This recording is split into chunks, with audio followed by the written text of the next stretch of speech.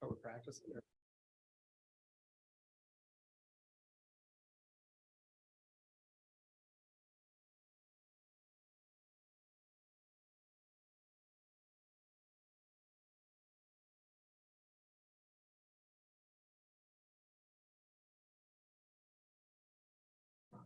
Okay. Good evening. I welcome everyone to the to the April 11th regular board meeting. Thank you for joining us. We will open today's meeting with the Pledge of Allegiance. The board will recite the Pledge of Allegiance in Spanish. Please join us in your preferred language.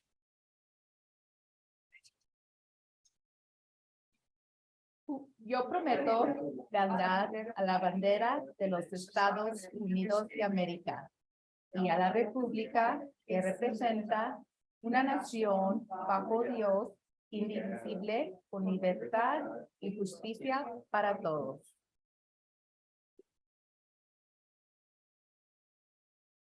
We got better towards the end. Thank you. Esta junta se lleva a cabo en inglés, pero contamos con servicios de traducción. Si alguien gusta hacer un comentario público o recibir explicaciones en español, por favor indique su necesidad. Should anyone wish to participate in citizens' comment, you still have time to sign up. There's a form at the entry of the door. Comments online had time before the meeting to sign up. Do we have any modifications to the board agenda? No. Okay, hearing on, we will move on to the consent agenda. In this meeting's consent agenda, we have the minutes from the March 28 regular meeting, vouchers and payroll, personnel report, surplus report, contracts, field trips, and the annual report of Wenatchee School District Asset Preservation Program. Do I have a motion to approve the consent agenda? So moved. Thank you, Laura. Seconded. And second by Catherine. Any discussion? All in favor of adopting the consent agenda, please say aye. Aye. Motion carries. Kim, do we have any citizen comment? Okay, great. Well, now it's time for our presentations. I am the sole agenda item tonight, and I am going to be talking about levy and bond planning. We talked a little bit about levies and bonds earlier this year, and while Liz pulls up my presentation, I just want to remind you, Piper Sandler sent a representative, Trevor Carlson, who shared some information with us earlier this year about bonds and levies. I will rehash a few of those things tonight, but as I prepare for my last few months in the interim role and look toward assisting Dr. Kalahar in transitioning into this role, I wanted to bring this back into focus and talk again about levy and bond planning. And my goal tonight is to provide you all with a high level overview of some of the information that leads up to plans for future levy or a bond, including a brief discussion of timeline. And I will also set forth some next steps in moving towards a potential bond in the future. We have talked a lot about funding for education in Washington State this year, and you know it can be complicated and lead to questions about how schools receive money to operate. We've done a lot this year to provide information about how our budget works, including both sources of our revenues and our expenses. And I would refer any interested member of the public who may be watching this video to the budget section of our website, where they can find a host of information about school funding. But in a nutshell, the state of Washington is required to supply school districts with state funding for basic education, which they do using what is referred to as a prototypical school model, which represents the legislature's assumptions of what resources are required to provide the program for basic education. And when the funding from the legislature does not cover some of the actual costs to operate and maintain a school district, or to engage in construction or capital project items, districts utilize bonds and levies to bridge that gap. So these local funding sources allow school districts, including ours, to provide additional structures and services which benefit students. And back up here. So I know you're aware that bonds and levies are important sources of revenue for the work that we do and providing learning opportunities for our students and also being good stewards of our facilities and other resources. But I just want to start tonight to set the stage a little bit with a quick reminder of the difference between bonds and levies. And I'm going to start that discussion with levies, but simply put, levies are for learning and bonds are for building. And that's a catchphrase that has helped me distinguish these things throughout my career.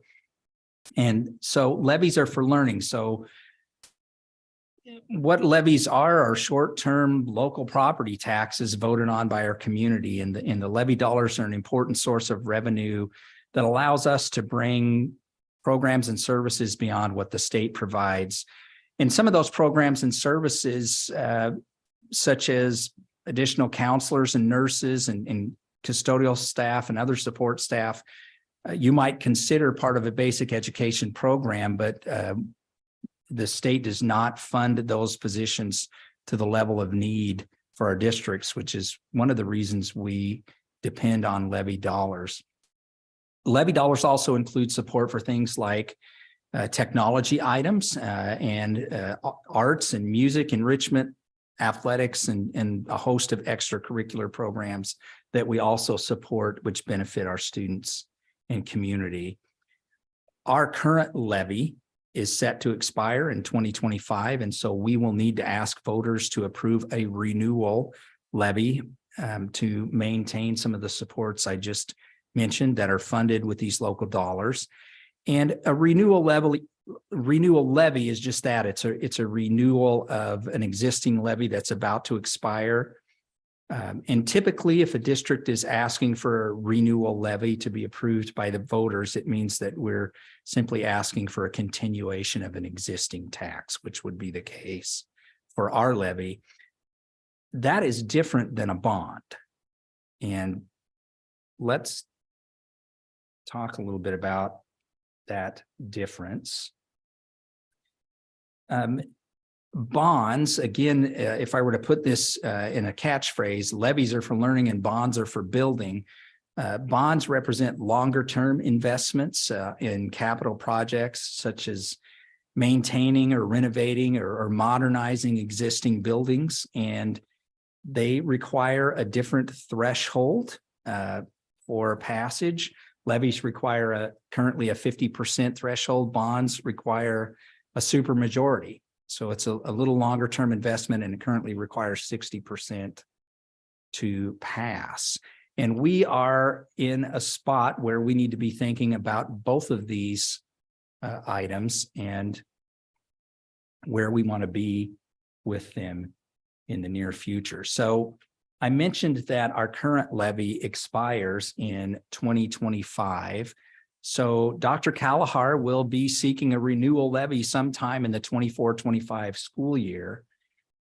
And we have some options for what we might want to do to run a levy. And I'd like to discuss a few of those options with you as a board tonight. One of them would be to run a levy election in November 2024.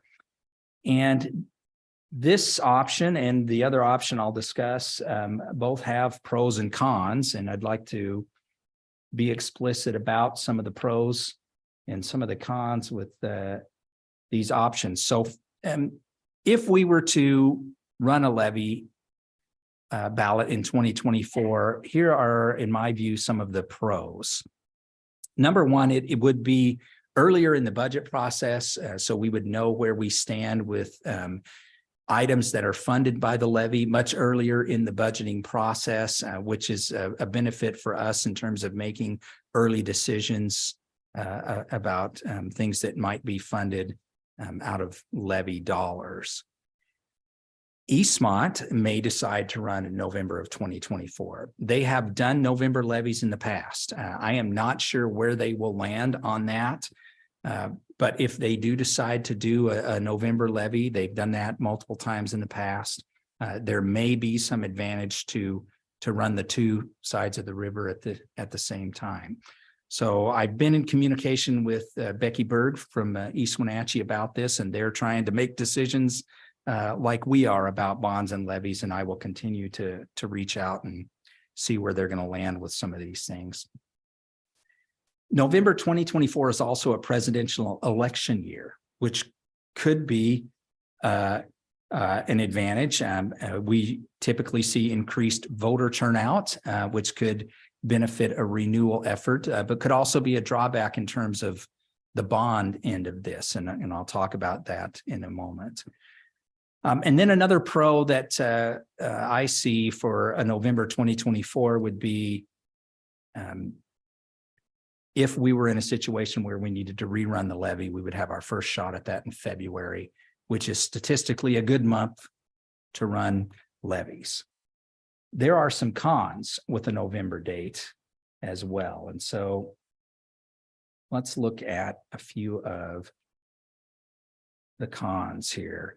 The presidential election can be a pro or a con.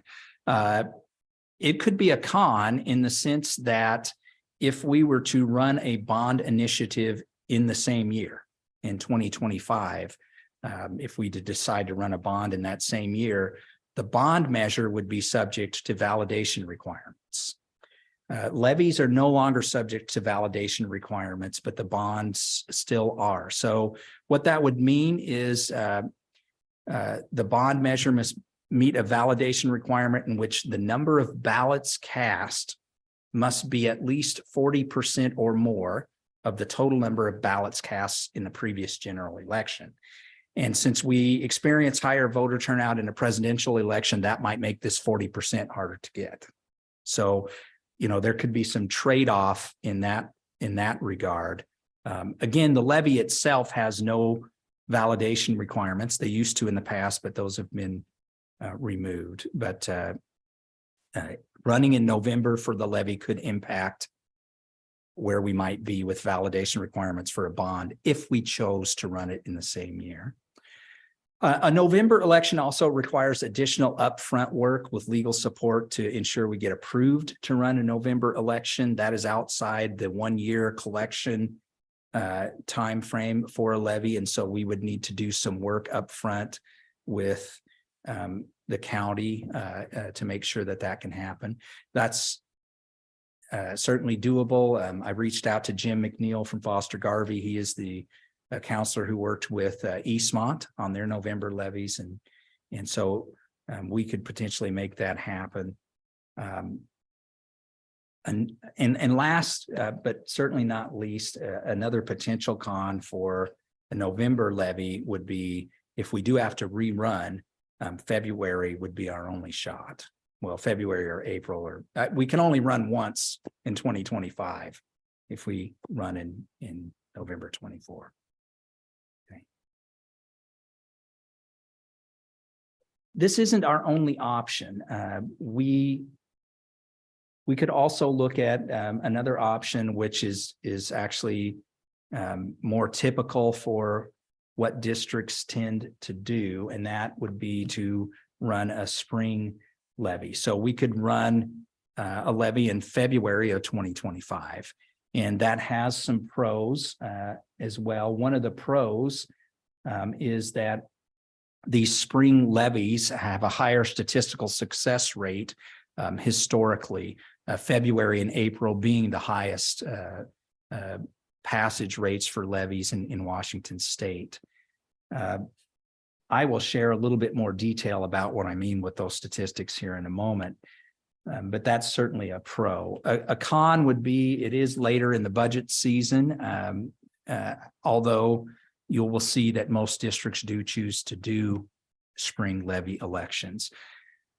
Whatever we decide, I think it's important to backwards plan, and that's why I'm trying to get these things on the radar early, because once we decide on a date for a renewal levy to get it on the ballot, that will solidify important timeframes in terms of filing resolutions for the levies to get them on the ballot, and also for wherever we end up with a bond. So, you know, I present this information tonight not necessarily asking for a decision, but to keep this conversation in front of the board so we're thinking in advance.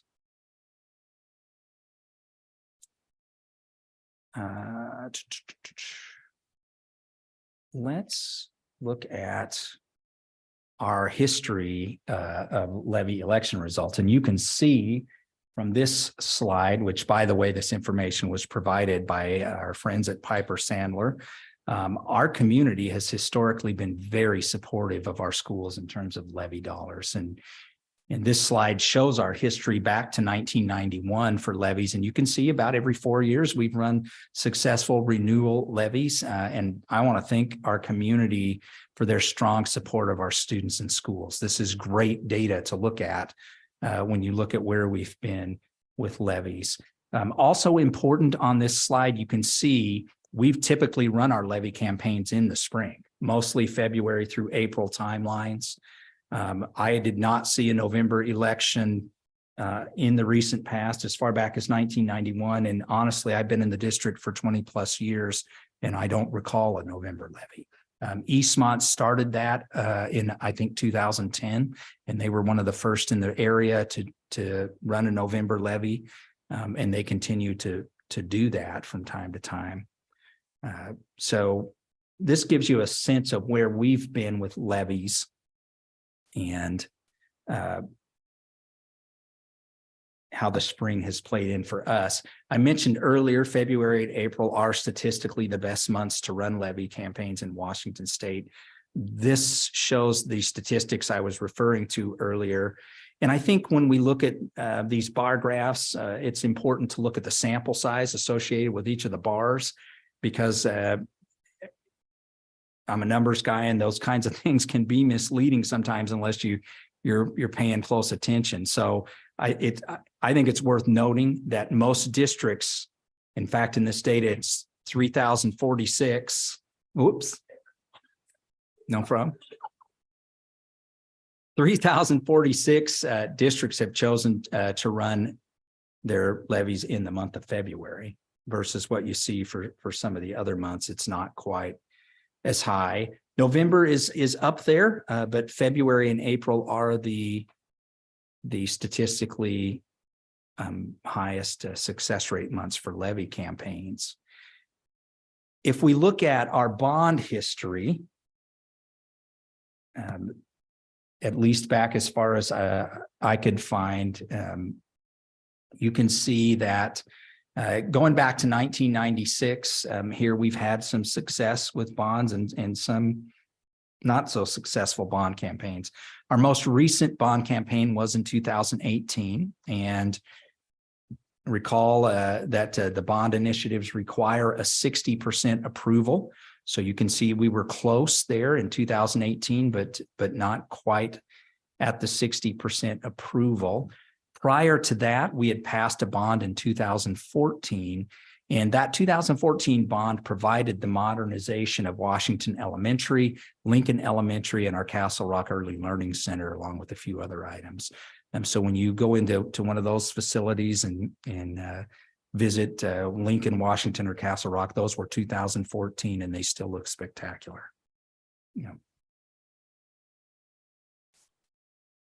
Similar to levies, the bond has some best months statistically for runs, and those are again usually in the spring. You see here February is statistically the best month to run a bond in the state, and April and November are close behind.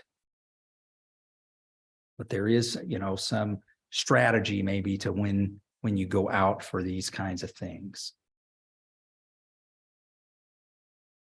I think for us, the big question, which again, I don't expect to answer tonight, would be, when do we go out for our next bond? The levy, we have a timeline, it expires in 2025. So sometime in the 24-25 year, we will be going out for a renewal levy. But the question out there is, what about the bond? And again, we have options. One option would be to run the bond in the same year that we run the levy, which would be 2025. And I mentioned some of the pros and cons associated with the levy that year, which could impact the bond, like the validation rate. If we ran during the presidential election, could be an impact. But we do have that opportunity to run a bond in that year. And I think we have enough time to be ready if that was the decision that the board wanted to look at. Other options would be we wait an additional year or maybe 2 years to run our bond campaign so that it's offset from the levy campaign by a bit. That would keep us from going to the voters at the same time with both initiatives and kind of spread out the campaign work. We have some options. And when you think about these options, I wanted to share some additional data with you that might help frame your thinking around the bond options we have here. And one piece of data that I thought would be interesting for you to look at is what does it look like if you run them on the same ballot versus not the same ballot? So what you see here, again, from our friends at Piper Sandler, thank you, Trevor Carlson and Ryan Swanson, if you are watching this video.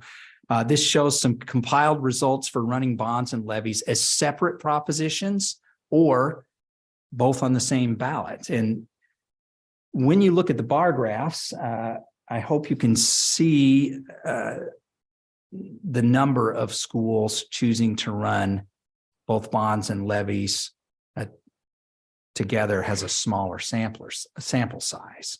I think sample size is important when we look at this data. In other words, though the bar graphs look very similar, the data shows only 158 districts have chosen to run a bond and a levy on the same ballot versus 2,300 districts who have a history of not running them on the same ballot. And so the sample size itself speaks, I think, a little bit about the wariness of maybe putting those kinds of things on the same ballot. But statistically, sample size excluded the very similar results, whether you put them on the same ballot or not. But there is some wariness by districts to do that if you look at the sample size. Another piece that might play into decisions about bonds is this idea of a presidential election year. So here again from our friends at Piper Sandler, and I put them on the spot on this one. I said, I need you to find this for me, and they did. In terms of running our bond in 2024, the presidential election year, I asked Piper Sandler staff the question, what do you have on statistics for running during a presidential election year for a bond? And here's what they came up with. It's food for thought. Interesting to note that whether it is a presidential election year or a non-presidential election year, the rates are fairly similar.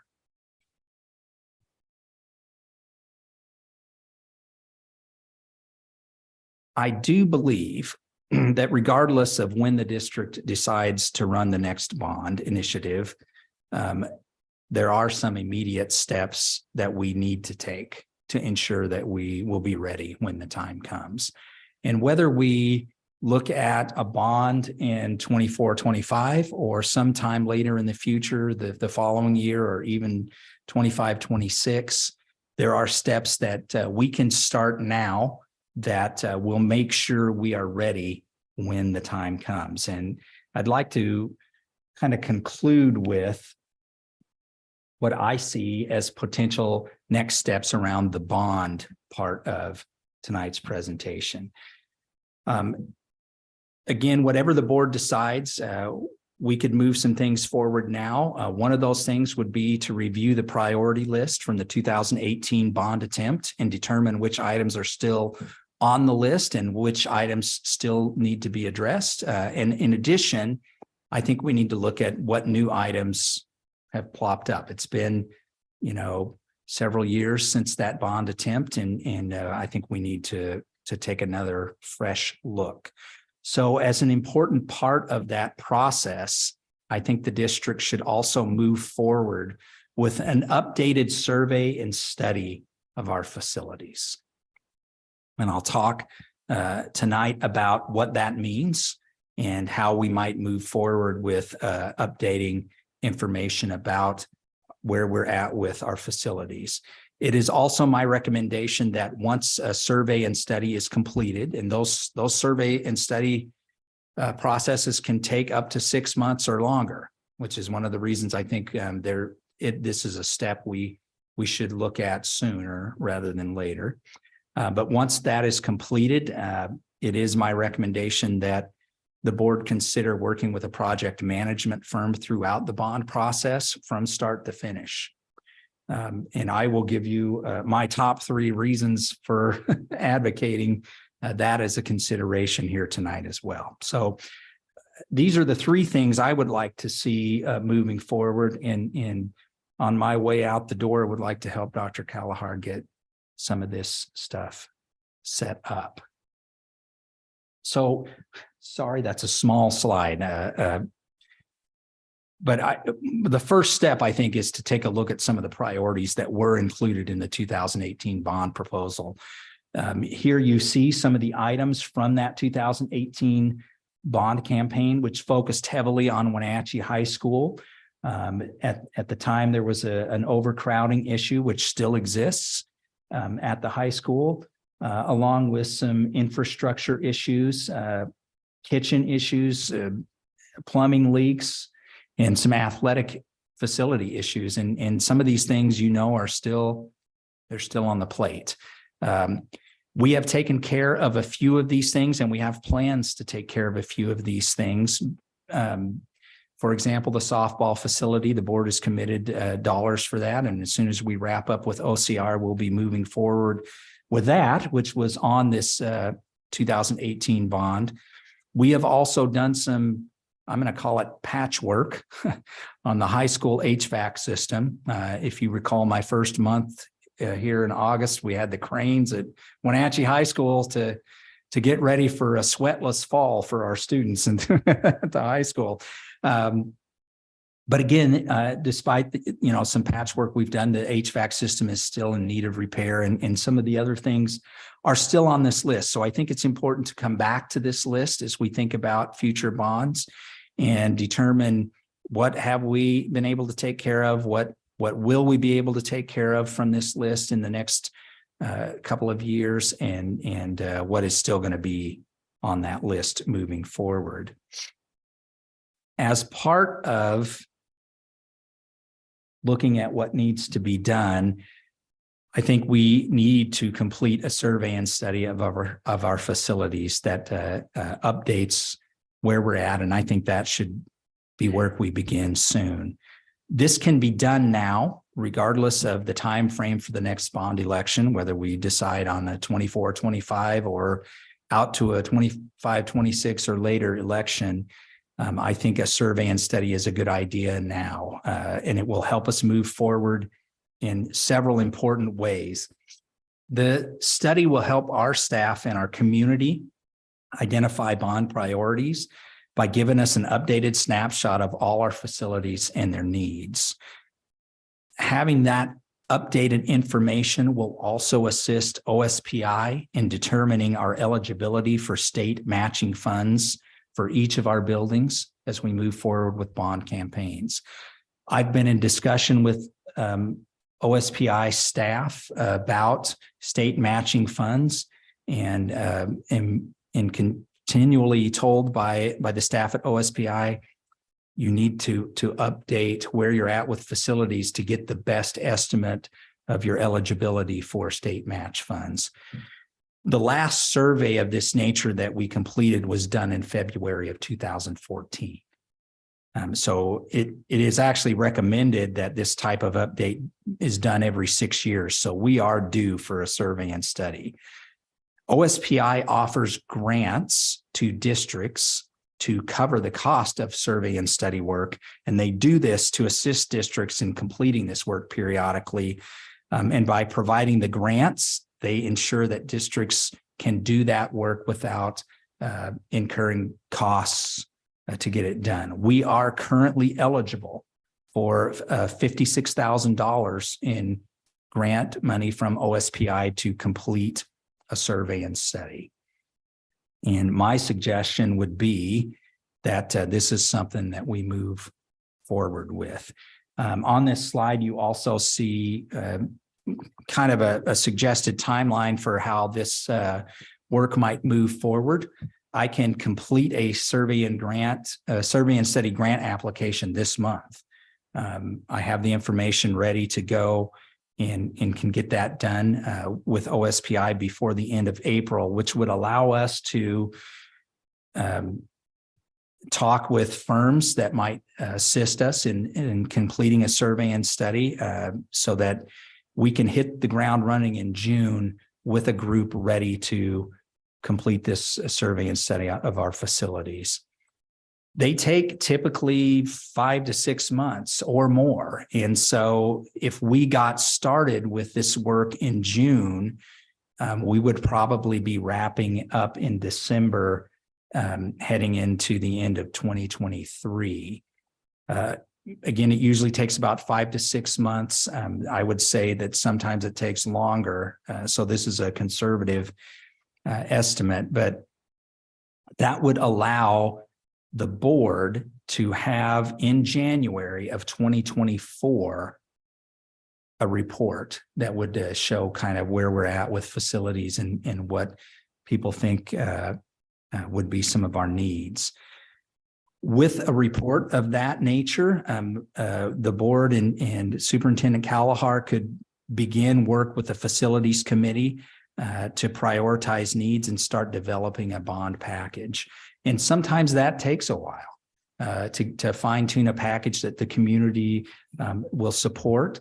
And again, that is why I think this is a good idea to get forward, to get ahead of some of this work and actually move ahead with conducting a survey and study. So this is the one point that I am asking for some input tonight. And really, I guess I'm going to ask it this way. And unless the board has questions or reservations about my pursuing the grant, the $56,000 that we have available from OSPI to conduct a survey and study of our facilities, unless there are questions or reservations, I do plan to move that forward so that this summer we could start that work. I have a question about that. Please.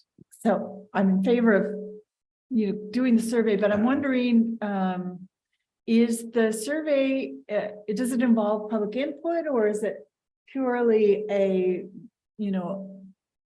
facilities conditions study, or yes, does it include demographics or? Right, great question. So the survey and study that I'm referring to here is kind of pre-facilities committee work. So this would be an outside group comes in. They are all certified to do these studies, which is another advantage. Sidebar here. We are on a schedule where we actually have to have a certified building condition assessment report done about every 6 years. If we did that study this summer, it would put all our facilities on the same 6-year timeline moving forward. We're kind of staggered with that right now. But it would be a look at our facilities and the needs associated with those that would then be passed on to a facilities committee to prioritize those needs and cost out some of the work that might be associated to address those needs. And it would be up to the facilities committee and the citizens in the community to put together a bond package based on their priorities from the assessment provided in the survey and study. I hope that answered your question. Kind of, but Okay. Not really. But that's okay. But I do have a thought about the bond committee. It looks like you're not planning to form a facilities committee until February. Is that correct? I had done, yes, that is correct. And we could start forming the committee before that, but I think the first bit of work would be informed by the results of the survey and study, which I think will not be ready until January 2024. Right. I mean, thinking about the flow of the year and how the holidays impact, people's ability, availability and interest in participating in things might be, I don't know, beneficial to have people committed sooner than later so that when the time for the board report in January comes around, they're already on board and ready to go. Yes. No, absolutely. And we will in the next few months be talking about who can be involved in helping put that facility committee together and get working on that beforehand. Yes, I think that's a good idea. Those folks typically roll into a really effective bond committee, and it's very, I've seen it happen in the past where the bond committee has consisted mainly of district personnel and board members, and it really is more effective when the community is engaged. And so getting those folks involved. I agree. And hooked in. Yes. Best. And you may want to look for me. I'll be in a seat at the ESD at that time. You can come knocking. Yeah, that could be done earlier. And when I get into the next slide, I think there is something we want to consider about the facilities committee and this third piece, which I mentioned, is a project management firm. So any other discussion on or reservations or questions about me pursuing the grant and getting this work started? Okay. I don't on the grant, but I have several questions and comments on the program that I think I would, on the grant, yes. I think we need to get the basic facts as soon as possible, use the grant. And then I want to hold my comments for later on when it's going to be better.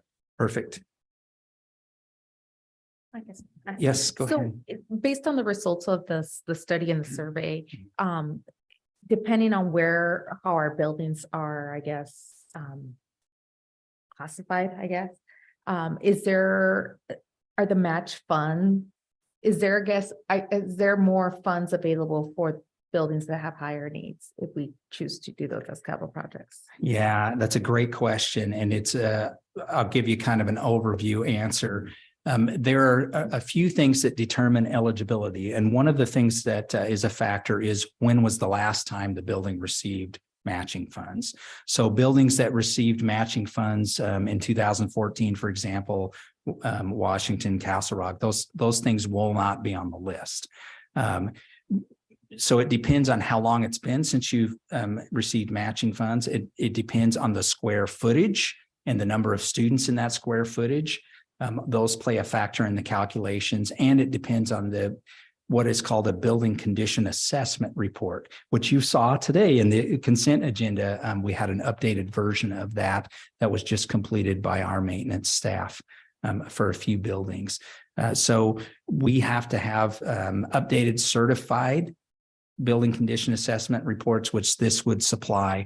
All of that plays into OSPI's estimate of our eligibility for state match funds. And in my discussions with Mark Brown at OSPI, who is the lead on our region for working with districts on eligibility for state match funds, he said, Bill, I could give you some numbers right now, but they wouldn't be numbers you want to go out with because you got to have these things updated to really know. So this would put us in a better position to determine exactly what we would be eligible for in terms of state match.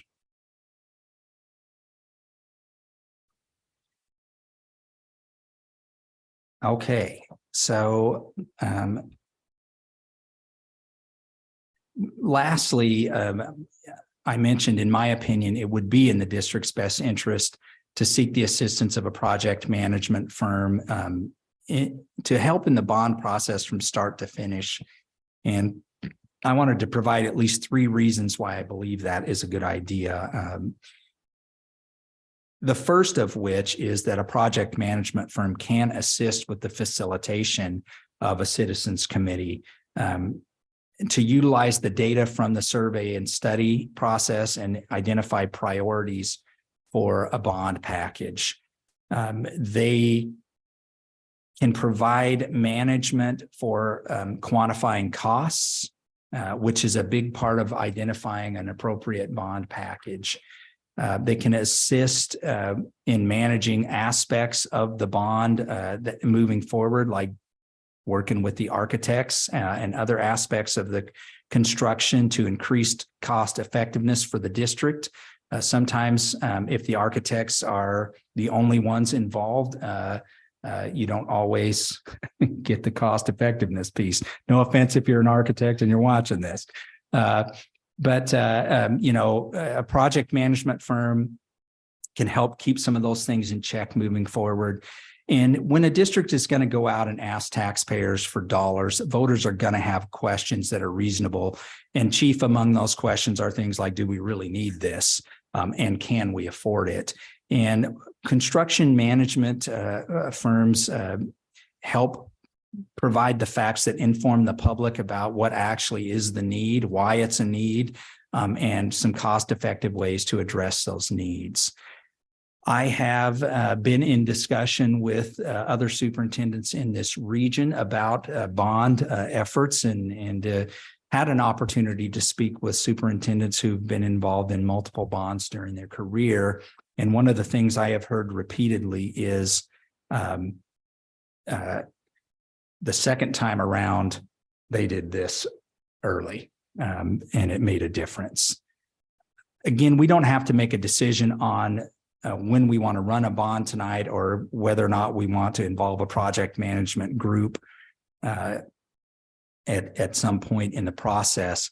But I did want to get the information in front of you, and I wanted to make these recommendations to the board as I get to looking at my final months here, and I want to leave you with this information on my way out so that you can process this. And I do feel like it is okay with you guys if I move forward in applying for the grant. I have, I will call it, been doing some speed dating with some firms who could potentially conduct a survey and study if we move forward with the grant. And I've spoken with some districts in our area that have completed bond projects recently, for example, Quincy, about who they worked with on survey and study information. And I'm confident that we can find from among the groups that complete the survey and study work, a group that will get this job done in 5 to 6 months. And for our board that's coming in November, have something ready early in January.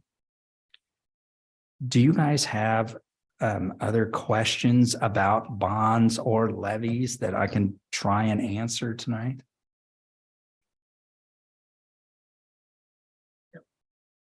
Okay, I'm going to go first with a critique and then end up with a couple of questions. Mm-hmm. I totally agree with, and a lot, the critique often is totally agree.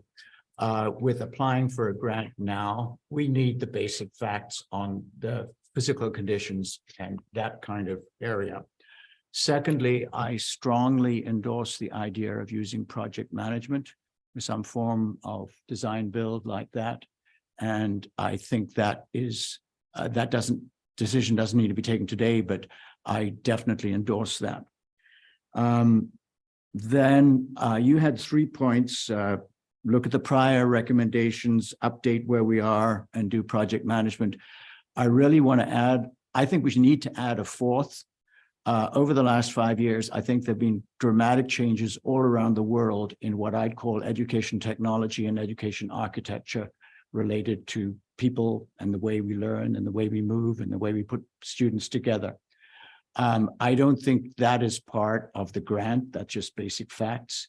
I don't know where we could go to get wise counsel as to how that would apply to our particular community, our demographics, our buildings, and put it together. But I think it would be foolhardy to go into a bond without somehow finding somebody who could look ahead a little bit at those aspects. I think previously in a meeting, I said, it's not just the box that counts, it's what's the inside of the box and how it's designed in a building. So I think going back to prior recommendations is not enough. We've got to add something to that, but I don't know how. I related to that, we probably need to do something with the demographic data. We did do some of that in about 2020. That's a minor aspect. But I totally, I think, so I think it's the basic scheme goes well together. My question really was whether you have any idea as to how, I assume my question is that the grant would be basic facts, things like what kind of technology and architecture, what kind of project management, how you could work with the community, bringing in strong community participation in committees. Those are things that I would throw as a question. Do you have any thoughts on how we could deal with that? Yes, I think there are a variety of resources, some of which would come if we choose a good project management firm. There are firms that this is a big part of what they do is work with schools on construction of facilities. They will have a good picture of what might be out there for different types of use for our space. And I think that is an important aspect of this. When you look at, for example, the interior of Wenatchee High School, it was built with an open floor concept with removable walls that are no longer necessarily best practice in education. And so how we look at the use of inside the box is an important aspect that we might be able to get some direction from, certainly from our architects, but also from some of these firms that have been involved in building schools recently. We could also tour some newer buildings across the state to get some ideas for what kinds of architecture is going in to schools. There have been several schools in the Tri-Cities areas that are newer. Quincy has a new high school, and there are other new facilities across the state that we could visit with architects and construction managers to get a sense of what does this look like in practice, and ask people in those buildings, how is this working for students and your staff? So those are some ideas I have for later on, how we might get a sense of putting a package together. And I think when we get to the part of this process where we're involving the citizens and the facilities committee, that's going to be an important part of maybe involvement for citizens, is to get to see some of those facilities and walk inside them and walk inside our current facilities. So in terms of the demographic data, we do have the study from Davis Demographics that was done in 2020. It was pre-pandemic, and the pandemic did change some things. So we may want to look at some demographic work as part of this process moving forward. Because the Davis demographic study was done in 2020, and now we're in 2023, 24 coming up, we can look back and see how close they actually were with some of their estimates compared to where we actually ended up. And I can see that the pandemic did have an impact.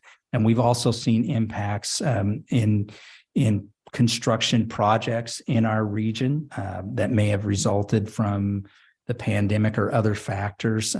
Laura and I earlier this year had a chance to meet with the city planner about some of those projects and some of the things that were on the docket at the time the Davis demographics study was done did not come to fruition. So that has impacted where we are with demographics as well. So it might be a good idea to relook at that issue moving forward with this work as well. You guys have great questions. Other thoughts?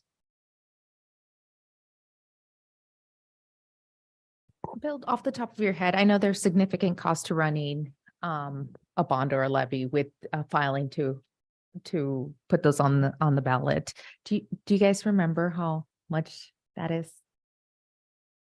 I do not. I can certainly look that up. Yeah, I think it depends on how many other measures are running on the same ballot.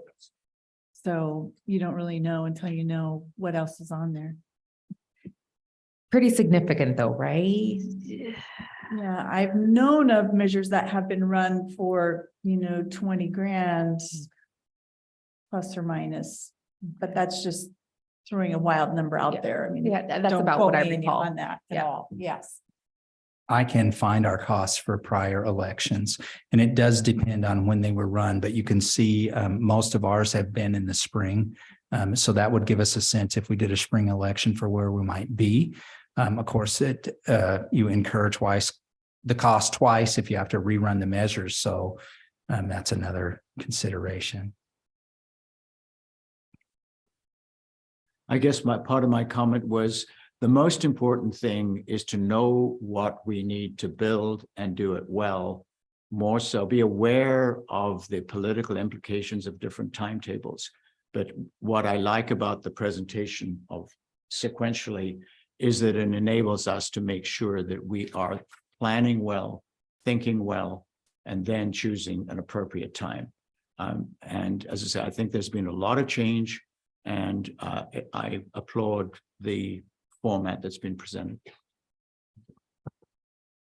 I guess just to kind of echo what's been said, I support going out for the grant for doing this work. It sounds essential. My understanding is that if we get this report, say next January, even if we're not preparing to run a bond until 2 years later, this survey study will still be valid, accurate, because it's within that 6-year window that we would need an update. And then so to your other point, I agree that getting a project management firm probably sooner rather than later to help coordinate the work is just smart in general. I think they're going to have a lot of the knowledge and resources to put all the pieces together, the architects, the committees, the things that we need, and help guide us through that work so that we can be the most current on what our needs and what's out there and will best work for us. So support where we're going. Thank you. Okay, that concludes my bond and levy update then. Thank you, Bill. Okay, next on the agenda, we have an action item, which is the interim superintendent contract. This is the final step in the superintendent search. The contract committee, composed of Catherine and myself, worked with Danielle Marchand, the board's legal counsel, to draft a contract to present to Dr. Kelleher. The final contract was shared with the board in advance, seeking comment, questions, or feedback. So with that said, I present the interim superintendent employment contract between the board of directors and Dr. Kelleher, which shall be effective July 1st. Do I have a motion to move that contract forward? I move the interim superintendent contract forward for approval. A second. Thank you. I have a motion by Laura, seconded by Julie. This is where we enter discussion. We have any discussion? I just want to say I appreciate the work that Catherine and you, Maria, have done on working with Danielle to get this contract completed. I know that you had some input and some revisions, and just going forward, I think it's a good contract, and it'll be important for the board, whoever they are, during the next session to pay attention to the contract, because there are opportunities to take different actions, and just awareness is going to be key in that. So this will be a vital document for the board moving forward, and it'll be good to have Corey on board. Yeah, a little bit in response to Laura's comment. It was a little bit of a challenging contract because of the unique situation that this is an interim superintendent position. But we appreciate Danielle's advice, as well as Dr. Louder in the process. Any further discussion? Okay, thank you. All in favor of approving the interim superintendent employment contract, please say aye. Aye. Great, motion carries. Next on the agenda, we have our superintendent report. Okay, back to me, and I'm going to start with a busload of books. Visits to schools by an author can promote reading and creativity, and we have a unique opportunity coming in May to do just that. Children's author and illustrator duo Matthew Swanson and Robbie Bear launched a nationwide tour in 2022 where the couple are spending the school year traveling in a converted school bus in what is being called the Busload of Books tour. They will be making a stop at Columbia Elementary on May 24th. And by visiting Title I schools such as Columbia Elementary at no cost, and they're doing this in each state, Swanson and Bear hope to bring books and creative learning opportunities to communities and highlight the heroic work of public educators. So I'm looking forward to seeing the bus pull up at Columbia on May 24th. We're excited about being part of that opportunity. You may have noticed we have a new banner here tonight because Dr. Jean Sherritt was able to visit our instructional and operational leaders before spring break about Kindness Counts North Central Washington, which is a local grassroots initiative to create a kinder community. And kindness is a character trait that we try and celebrate in our schools. So we're excited about supporting this effort, and we'll be asking our schools and departments to share stories of the way they're demonstrating kindness, and we'll be passing those stories along to the folks at Kindness Counts organization to help create and celebrate a kinder community. So we're excited to partner with Dr. Sherritt on that. Also, before spring break, Dr. Kalahar and I had the opportunity to meet with Wenatchee Valley College President Famous Harrison.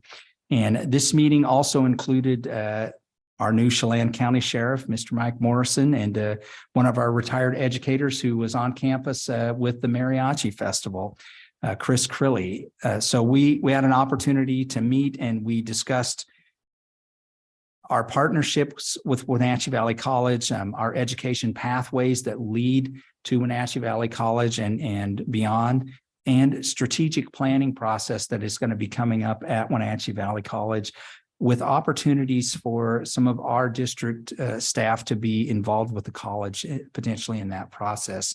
So I look forward to continuing discussions with Dr. Harrison and how we can continue our partnership with Wenatchee Valley College in a variety of ways, including maybe some involvement in their strategic planning process. On March 25th, we hosted a technology surplus sale that included devices which are no longer serviceable by our tech staff, but are usable at some level. And so the district netted approximately $27,000 in sales for items that would have been recycled in the past.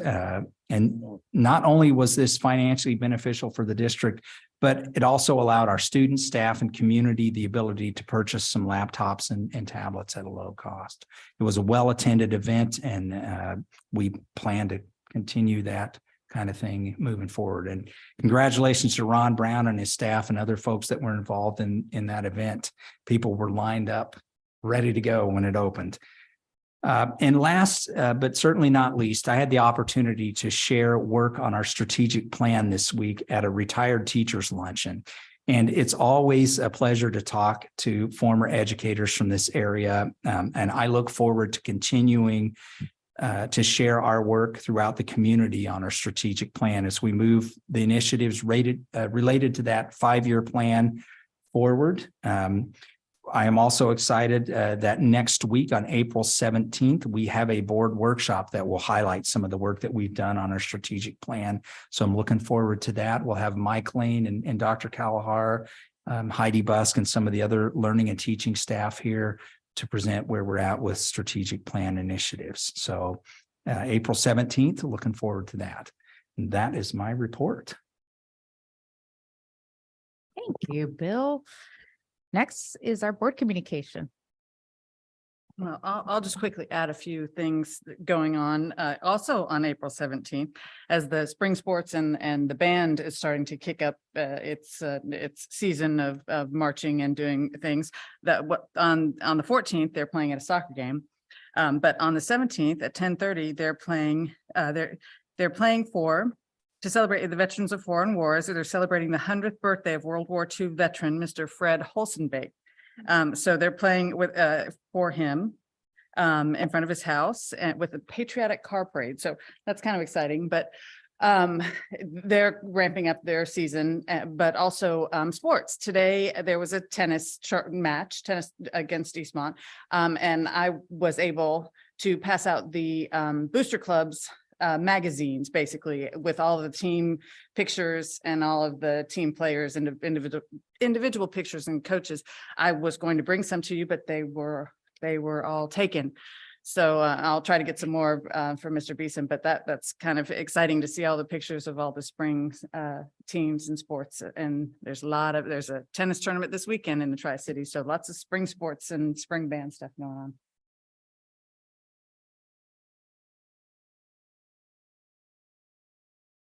I could talk about a few things. There's a lot going on, but it's in spring break. I guess I just want to say one thing. I am very glad that we have approved the incoming superintendent's contract. I think that's really, really important. But what's much more important than the simple legal words in the contract is the mindset with which the board and the superintendent work together. It is absolutely critical that the two sides of the team support each other, express confidence in each other. Interim is when you're going for a specific destination that's predetermined and defined. We have a contract which can be long-term. We need to work for achieving long-term performance, and that is our responsibility. It's often said the most important thing that a board does is hire their superintendent. Then I'm a person who talks about dynamic optima. That is what will be the success, to work everybody together, have that positive mindset where we support, build, express confidence. And I am very comfortable. I appreciate the fact that we're in the tail end months of our interim contract. We have the opportunity for a very, very high-powered transition that is occurring.